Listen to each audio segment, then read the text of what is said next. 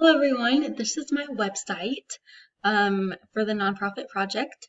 It's called Lift a Child. It's for a nonprofit, obviously. It's to help raise donations and also encourage people to sign up for volunteer trips to go to orphanages in Mexico to go help kids. Just kind of help build the orphanages and spend time with them and, read to them and all the good things. So this is the website. I'll just scroll through really quick for you.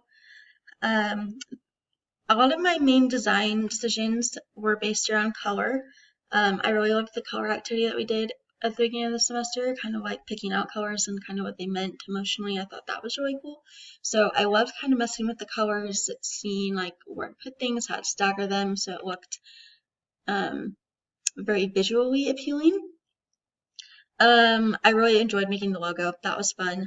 I really wanted a full width banner at the top, just to kind of welcome, literally welcome people to the website.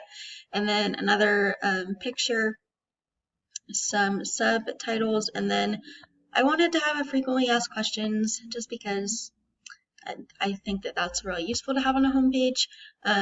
Obviously break it down by picture and subtitle and things like that. Have a mission. And then I really love number counters just as a consumer of websites. I just think they're really cool, and it was really cool to learn how to make them.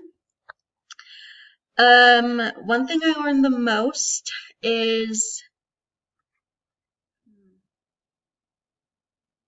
that it's okay to look up YouTube videos of how to do something and kind of research it. Like, you don't have to just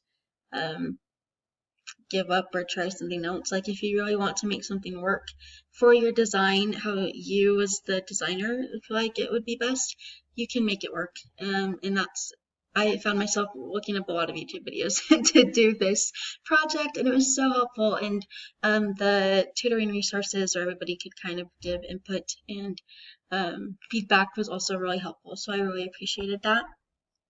The most difficult part of this project, I would say, I spent quite a bit of time trying to make the number counters bigger.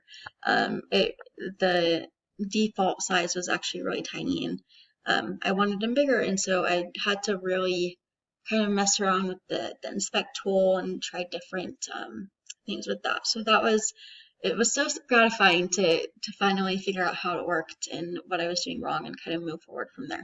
So that is my website. Thank you all so much for your feedback and different discussion boards and tutoring resources. It was all really helpful. I feel like I have grown a lot and have so much more skill and knowledge based around website design. So yeah, thank you.